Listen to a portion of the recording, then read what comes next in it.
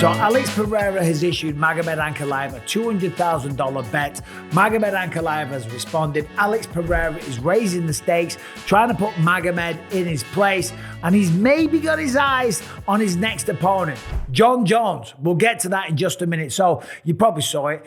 Pereira came out, raising the stakes, talking shit, right? Trying to get in the head of Magomed Ankalaev, saying, look, listen, if you really believe in yourself, if you are truly so confident, if you truly believe that you can beat me, put your money where your mouth is. Let's do a $200,000 bet. The loser has to donate $200,000 to the winner's charity of choice. Now that sounds like a beautiful thing. It's also a really good way of trying to make a fool out of your opponent. Now, Magomed came back and he had a great response. He said, listen, as a Muslim, you know that betting is forbidden in Islam.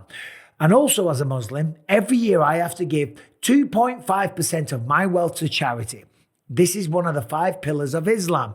Many kids around the world are in need, and we can do things after the fight, but we don't have to publicize it.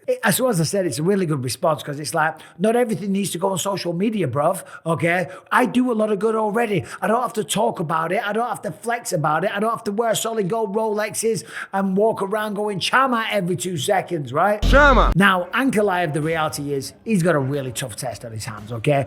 More than likely, he's going to get knocked out. I'm not saying that Ankalaev can't win this fight. I believe there is definitely a path to victory. I also believe that Magomed can knock him out on the feet. Pereira is only human. Simple as that. Israel Adesanya knocked him out before. Let's remember, granted, 185 pounds, massive weight cut, but it has been done. And if it's been done once, it can be done again. And Magomed Ankalaev has got the power to do so. But when you look at this fight stylistically, and you look at the fight between Magomed and Jan Blachowicz, and you remember what happened there, Jan Blachowicz was just destroying the calves of Magomed. Magomed shoots a double leg takedown, gets on top, and was able to achieve a draw, right? When you look at that, you got to think that he's going to shoot. Now, Magomed Ankalaev, record of 19-1, 10 knockouts, 0 submissions. And of course, since he had that draw in that title fight to Jan Blachowicz, by the way, I was there in the crowd, the whole entire arena was booing like crazy, because he was a bit of a snoozer. Since then, he's had to fight his way back. Had a fight with Johnny Walker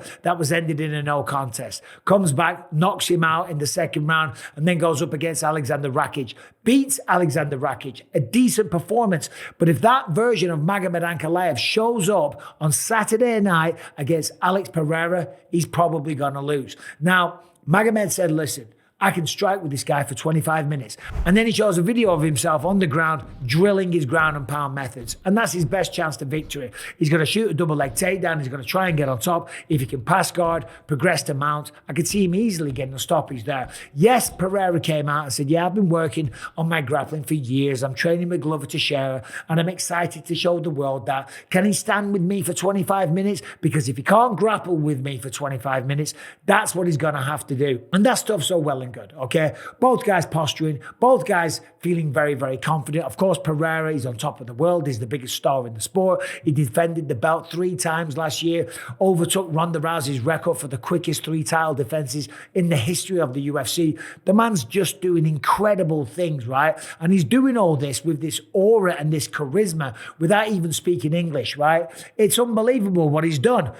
And because of that, it's going to open a lot of doors. Now, it's a big if he beats Magomed Ankalaev at the weekend, what is next, okay? But when you look at the rankings, there's not a lot of options for him left at light heavyweight, because he's beaten everybody. Magomed's 1, Prochazka 2, Jan Blachowicz at 3. He's already beaten Jan. Granted, Jan is fighting Carlos Ulberg in London in a couple of weeks. And if Jan wins, maybe he gets another shot, right? I'm not saying that Jan doesn't deserve it, but is that the superstar mega matchup that we all want to see? I hope for the sake of Jan Blachowicz that it is, because I'm a huge fan of Jan. I think he's awesome, okay? But I think the UFC might want to do something bigger with Alex Pereira. Obviously at 6, you got Carlos Ulberg, you got Alexander Rakic, you got Khalil Roundtree in there. None of those guys are the big fight. And of course, Pereira now is talking about Jon Jones. He said, yeah, a while ago it made sense for me to want to train with Jon Jones, but it doesn't make sense for Jon Jones anymore, okay? What does that mean? Well, I'm just saying, I'm the biggest fan of Tom Aspinall and he's a personal friend. But if I'm Tom Aspinall, I'm starting now to not get worried because that's just not in his nature. But if Pereira was to win at the weekend, do it in his signature fashion, get another highlight reel knockout, and then on the microphone, call out Jon Jones. The whole world loses its mind, right? Jon Jones says, yeah, okay, I'll take that fight because he's already shown in the past that maybe he's interested in Pereira because I don't care what you say. It is an easier fight than Tom Aspinall. That's a fact, okay? And there is something going on with Jon because he hasn't accepted the fight. You might have saw the video of Tom Aspinall. He's sitting on the train and he's kind of frustrated. He said, what is going on? What is going on with Jon Jones? I have said yes. I have said yes many, many times. The ball is in the court of Jon Jones. The UFC want it. I want it. We're just waiting on Jon Jones. So Jon Jones hasn't accepted the fight yet, okay? And I'm just saying, there is a possibility, there is a world that if Alex Pereira calls out Jon Jones and Jon Jones says, I want it, and he might even go back down to 205 to fight him, then maybe Tom Aspinall doesn't get to fight for the undisputed belt against Jon Jones. Now, I'm not saying I want that to happen, and I don't think it will happen, but I'm just saying that if anybody can make this happen, it's Alex Pereira. And yes, the UFC always put on the fights that everybody wants to see. And the fight that everybody wants to see is Jon versus Tom. But if Pereira cleans out the division, if he's got no one left to face, no more challenges at 185 pounds, does he go up to heavyweight?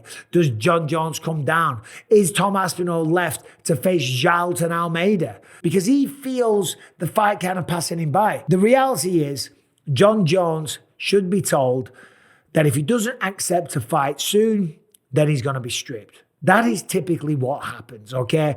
Now, granted, it's only been 4 months since his last fight, so there's still a bit of time here. But more than likely, this fight has to go down this summer, and they've got to start promoting it. They've got to accept it. They've got to negotiate. They've got to find a venue. They've got to start selling tickets. That thing would sell out overnight by itself anyway. But the point that I'm making is it's getting close, right? We're in March, April, May, June. Before you know it, we're in the summer, right? If the fight is ever going to materialize, it needs to start materializing soon. And you can sense the frustration from Tom Aspinall. And you can sense, if you look at the bigger picture, an opportunity for Alex Pereira. Now, as a UFC broadcaster, I know nothing about this. I'm just saying that I can smell it, I can sense it, I can sniff it. I almost guarantee Alex Pereira is going to call out Jon Jones at the weekend.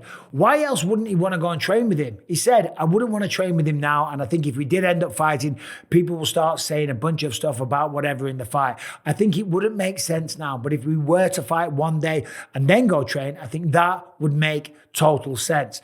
So it seems to me that Pereira is potentially looking past Magomed Ankalaev, which is a narrative that's been doing the rounds. You know, he was out in Australia. Daniel Cormier was showing a bit of concern recently, saying that Magomed Ankalaev is in the best shape of his life. You know, we had Pereira wrestling in the snow with Glover Teixeira and stuff. And the crazy thing is, a lot of people think that Alex Pereira isn't even really committed to this fight. So is he overlooking Magomed Ankalaev? Because if he does, A, number one, he'll lose. And B, if he beats him in sensational fashion, then there's a lot of options. Now, I think the fight to make in the heavyweight division is, of course, without a shadow of a doubt, without a question, it doesn't need any conversation. It's Tom Aspinall versus Jon Jones for the undisputed versus the interim. That's the fight that has to happen. That should happen. That makes sense. I'm just saying, with a bit of fanfare from Alex Pereira and a willingness from Jon Jones, it just could happen. Am I crazy? Am I out of my mind? Right? If anyone could make that fight happen, it's Alex Pereira. So anyway, so there's a few thoughts about what's going on this weekend. The reality is the main event between Alex Pereira and Magomed Ankalaev is a fascinating matchup. And the opportunities for Alex Pereira, they are fascinating as well. Look, the heavyweight division, it's got to be Tom versus Jon Jones. I'm just saying that if anyone could make it happen, if anyone could steal that fight from Tom, which shouldn't even be able to be said. That is not even a sentence that should be muttered, but this is the world of mixed martial arts and fighting, and crazy shit goes down. What if Tom got injured? What if Jon Jones doesn't want to fight? What if he says, I'm retired? What if he gets stripped? I mean, there's another option. Eventually, they might just strip Jon Jones. Or he moves down to light heavyweight. We don't know how any of this is going to play out. Let me know what you think about all of this in the comment section. And also, if you haven't subscribed and rung the bell, do that. The Believe You Me podcast, that's dropping. The new episode has just come out. We're joined by the welterweight champ, Bilal Muhammad. We're joined by Terence McKinney. And we're also joined by Chase Hooper. So anyway, thank you for watching. Subscribe, ring the bell. See you soon.